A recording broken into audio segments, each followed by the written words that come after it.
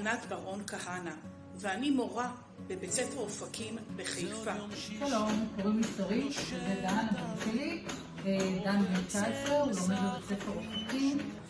בית ספר לחינוך מיוחד המונה כ-70 תלמידים בעלי נכויות מוטוריות מורכבות.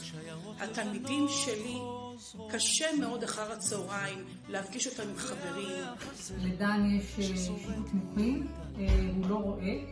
יש בעיה קשה של נגישות, הם ישובים בכיסאות גלגלים, ויש קושי מאוד מאוד גדול בשינוע באמצעות הסעות, באמצעות רכבים מותאמים, ולכן הם מבלים את רוב שעות הפנאי שלהם בבתים בחיק משפחתם.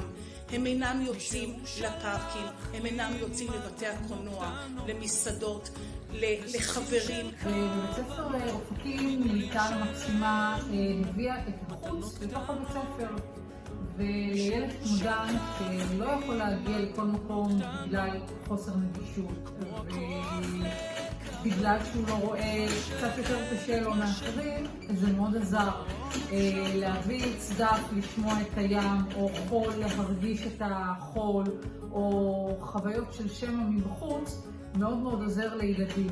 כל מה שבעצם ילדים רגילים עושים בנורמה ובצורה קלה, זמינה, הם אינם יכולים לעשות.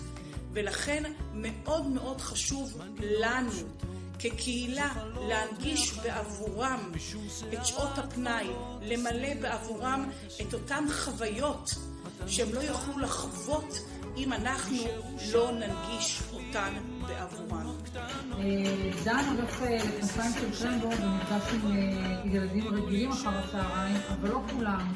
יש הרבה שנשארים בבית ומגיעים לבית ספר ולבית, ומהבית לבית ספר וחוזר חלילה וזהו.